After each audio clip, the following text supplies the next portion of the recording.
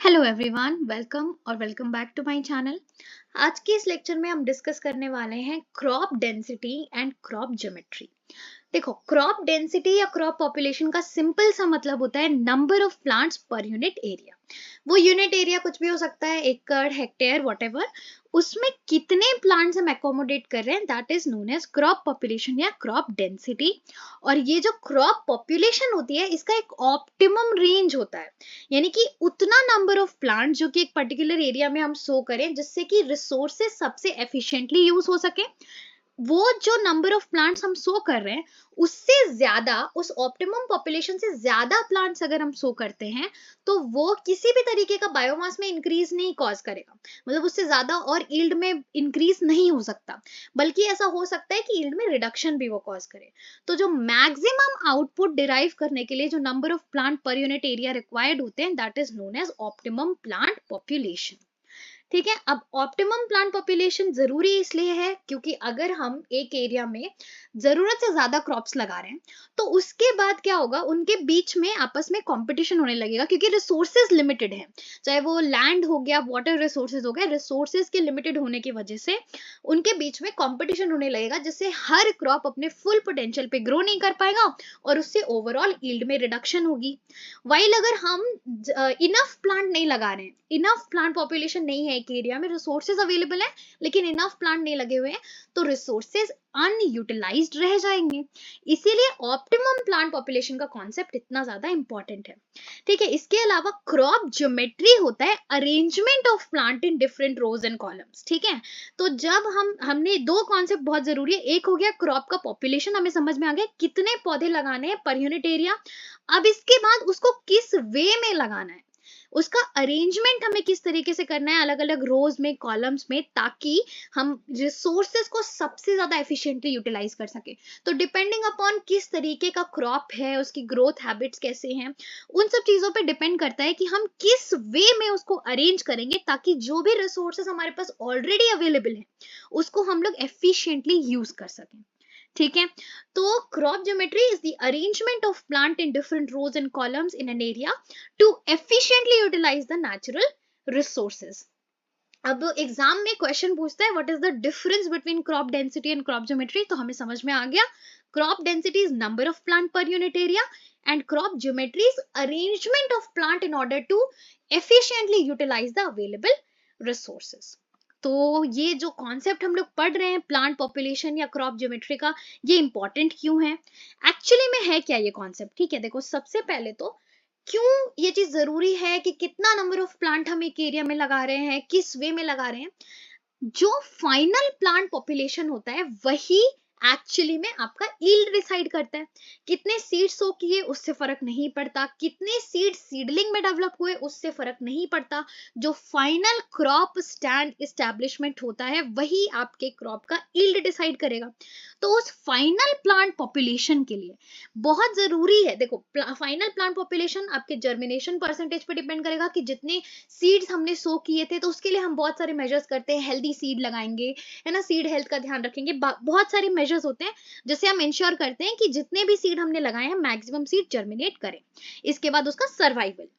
अब अगर rainfed condition में, यहाँ पे प्लांट पॉपुलेशन या क्रॉप ज्योमेट्री का क्या रोल आता है, अगर मान लो रेनफेड कंडीशन है, यानी कि वाटर रिसोर्सेज बहुत अच्छे से अवेलेबल नहीं है, ऐसे में अगर हम लोग हाई प्लांट पॉपुलेशन लगा देंगे तो सॉइल का मॉइस्चर डिप्लीट होने लगेगा, मेच्योरिटी रीच करने से पहले ही सॉइल मॉइस्चर कम हो जाएगा, और उससे क्या होगा, सॉइल मॉइस्चर, एक तो सॉइल हेल्थ डिस्ट्रॉय होगी, उसके बाद प्लांट अपने फुल पोटेंशियल तक ग्रो नहीं कर पाएगा। सेकेंड, अगर मान लो कहीं पे रिसोर्सेज अवेलेबल हैं और आप बहुत सारा लो प्लांट पॉपुलेशन एकोमोडेट कर रहे हो, तो उसका ये मतलब नहीं है कि सभी प्लांट बहुत अच्छे से ग्रो करेंगे, लेकिन जो रिसोर्सेज है वो अनयूटिलाइज्ड रह जाएंगे। ठीक है। तो इसीलिए रेनफेड कंडीशन जहां पे रिसोर्सेज कम अवेलेबल हैं या फिर लिमिटेड रिसोर्सेज अवेलेबल हैं, वहां पे एक लो प्लांट पॉपुलेशन चूज करना बेटर ऑप्शन होता है कंपेयर टू जहां पे रिसोर्सेज ठीक ठाक अवेलेबल हैं, वहां पे हमें हाई प्लांट पॉपुलेशन चूज करनी चाहिए, अडॉप्ट करनी चाहिए। अब होता क्या है, अगर आप हाई प्लांट पॉपुलेशन अडॉप्ट करते हो तो जनरली प्लांट के बीच में कंपटीशन होगी। तो अगर रिसोर्सेज अनलिमिटेड प्रेजेंट है तो वो कंपटीशन से ज्यादा फर्क नहीं पड़ेगा, बट अगर रिसोर्सेज लिमिटेड हैं तो फिर उससे फर्क पड़ेगा। इसीलिए एक ऑप्टिमम प्लांट पॉपुलेशन जरूरी होता है आइडेंटिफाई करना अकॉर्डिंग टू ईच क्रॉप। ठीक है, तो that is the importance. Now let's understand कि ये जो प्लांट की पॉपुलेशन होती है हम डिसाइड कैसे करेंगे, क्या क्या फैक्टर्स है जो इसे इन्फ्लुएंस करते हैं, अफेक्ट करते हैं।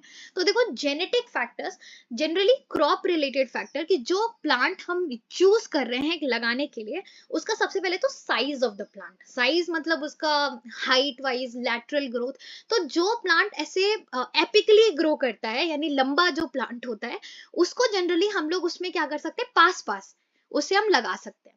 ठीक है, और जो प्लांट लैटरली ग्रो करते हैं, यानी कि साइड वाइज एक्सपैंड करते हैं, उनको हम पास पास नहीं लगा सकते, तो उसके लिए वाइड स्पेसिंग करनी पड़ेगी।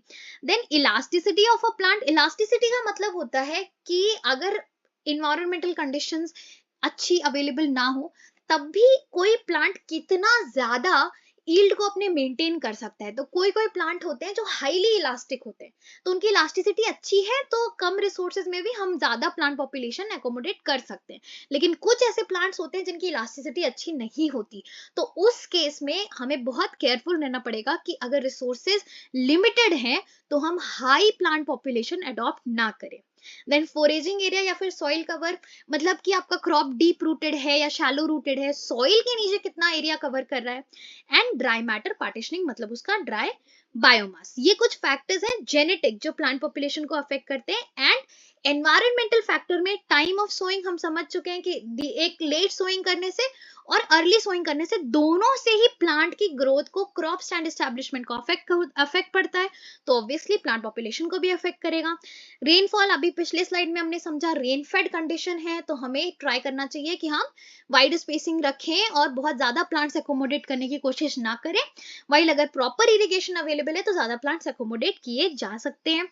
fertilizer application, the time of fertilizer application, the type of fertilizer application, the method of fertilizer application and seed rate. तो these are some of the factors जो कि plant population को affect करते हैं। अब हम लोग पढ़ते हैं डिफरेंट क्रॉप जियोमेट्रीज या different planting patterns of crops. ठीक है, तो पॉपुलेशन तो एक बार समझ में आ गया कि हाँ, पॉपुलेशन को ये फैक्टर्स अफेक्ट करते हैं, और पॉपुलेशन क्यों जरूरी है एक पर्टिकुलर एरिया का डिसाइड करना। अब हम लोग बात करते हैं कि क्रॉप ज्योमेट्रीज या प्लांटिंग पैटर्न्स क्या है डिफरेंट डिफरेंट, जो हम लोग अडॉप्ट कर सकते हैं depending upon the type of crop जो हम यूज कर रहे हैं। ठीक है, तो कंफ्यूज नहीं होना है, क्रॉप ज्योमेट्रीज और प्लांटिंग पैटर्न सेम चीज है, क्योंकि प्रीवियस ईयर्स में क्वेश्चन इसके बारे में प्लांटिंग पैटर्न्स के नाम से पूछे गए। ठीक है, तो देखो, सबसे पहले तो अगर हम लोग ब्रॉडकास्टिंग मेथड से सोइंग करते हैं सीड की, दैट इज छिड़काव मेथड से सोइंग करते हैं, मतलब सीड्स को मैनुअली फील्ड में स्कैटर करते हैं, तो उससे एक रैंडम प्लांट ज्योमेट्री जनरेट होगी, जिसमें हाइट अलग अलग होगी, एज अलग अलग होगी, जो प्लांट का स्टैंड है, जो स्टांस है, वो अलग अलग होगा, रैंडम होगा, ऊपर नीचे होगा, कोई इक्वल स्पेस मेंटेन नहीं होगी। तो यहाँ पे ये जो रैंडम प्लांट ज्योमेट्री है, ये बेस्ट मेथड बिल्कुल भी नहीं है, अनसाइंटिफिक मेथड है, क्योंकि इसमें रिसोर्सेज आइदर ओवर एक्सप्लॉइट होंगे या तो अंडर यूटिलाइज्ड होंगे। यानी कि अगर किसी जगह पे एक साथ ज्यादा सीड्स गिर गए और सभी जर्मिनेट कर गए, तो उनके बीच में आपस में बहुत सारा कंपटीशन होगा, तो उससे क्या होगा कि सभी अपने फुल पोटेंशियल पे ग्रो नहीं कर पाएंगे। और अगर कहीं कहीं पे ऐसा भी हो सकता है कि सीड्स बहुत दूर दूर है और उसमें से एक आध जर्मिनेट नहीं हुए, तो बहुत वाइड स्पेसिंग है, तो उस एरिया का रिसोर्सेज यूटिलाइज ही नहीं हो रहा है। तो random plant geometry broadcasting method से जनरेट होता है। फिर आता है the best method, that is square plant geometry. It's very simple, एक स्क्वायर के चारों साइड्स पे हम प्लांट्स लगाते हैं, यानी कि ईदर साइड्स में जो डिस्टेंस होता है प्लांट्स का वो इक्वल होता है। तो ये जनरली ये बहुत अच्छा मेथड इसलिए है ना, क्योंकि यहाँ पे लाइट यूनिफॉर्मली मिल रही है, विंड की मूवमेंट किसी भी वे में रिस्ट्रिक्ट नहीं होगी, एंड मैकेनाइजेशन करना, इंटरकल्चर ऑपरेशंस करना आसान हो जाता है। तो ये हम लोग जनरली पेरिनियल क्रॉप्स में और ट्री क्रॉप्स में, हॉर्टिकल्चर क्रॉप्स में जनरली हम लोग स्क्वायर मेथड अडॉप्ट करते हैं, मैंगो ऑर्चर्ड्स में, बनाना में, कोकोनट में। लेकिन क्योंकि इस मेथड के इतने सारे एडवांटेजेस हैं, तो अभी हमने करेंटली कुछ ऐसे भी मेथड्स डेवलप किए जिससे हम क्लोज स्पेस्ड फील्ड क्रॉप्स में भी स्क्वायर प्लांट ज्योमेट्री कर सकते हैं। Then this is your random broadcasting से, and this is your square plant. तो ये एक स्क्वायर के चारों साइड्स में हम क्या करते हैं, प्लांटिंग करते हैं, row to row, column to column distance equal है। देन आ जाता है आपका रेक्टेंगुलर मेथड ऑफ सोइंग, जिसमें रेक्टेंगुलर के चारों साइड में हम लोग क्या करेंगे, सोइंग करेंगे प्लांट की। तो यहाँ पे रोज एंड कॉलम्स होते हैं, जो रोज है वो ऑब्वियसली प्लांट की स्पेसिंग से ज्यादा वाइडर होंगे, प्लांट्स के बीच में जितनी स्पेसिंग होगी उससे ज्यादा स्पेसिंग रोज के बीच में होगी। ये भी डिफरेंट टाइप के हो सकते हैं। जो नॉर्मल रेक्टेंगल एक सॉलिड रो जिसमें हम फॉर्म करते हैं वो सॉलिड रो कहलाता है, मतलब उसमें रोज एंड पैटर्न्स के बीच में यूनिफॉर्म स्पेसिंग देखने को मिलेगी। ठीक है, मतलब एक सॉलिड रो फॉर्म करते हैं हम, तो दैट इज नोन एज, मतलब कॉलम के बीच में इतना डिस्टेंस नहीं भी अगर हम मेंटेन करें, रोज के बीच में प्रॉपर डिस्टेंस मेंटेन करते हैं एक रेक्टेंगुलर पैटर्न फॉलो करते हुए, that is known as solid row rectangular method of sowing. ठीक है, इसके बाद पेयर्ड रो अरेंजमेंट क्या होती है? पेयर्ड रो बेसिकली ये एक अरेंजमेंट इसलिए हम करते हैं ताकि हम बीच में कोई इंटरक्रॉप एकोमोडेट कर पाए। ठीक है, तो अगर जनरली इन जनरल अगर एक क्रॉप की रिक्वायरमेंट 16 to 30 सेंटीमीटर स्पेसिंग की है, हम क्या करेंगे कि वो डिस्टेंस एक्चुअली हम बढ़ा के क्या कर देंगे 90 सेंटीमीटर बना देंगे ताकि हम बीच में एक इंटरक्रॉप को एकोमोडेट कर पाए। सेम चीज हम करते हैं स्किप रो में, 2 रो में प्लांटिंग करेंगे, इसके बाद 1 रो स्किप कर देंगे, तो जो रो आपने स्किप किया है वहां पे एक्चुअली हम लोग एक इंटरक्रॉप लगा देते हैं। तो ज्यादातर जो रेन फेड ड्राईलैंड एग्रीकल्चर होता है उसके अंदर हम लोग स्किप रो का यूज करते हैं।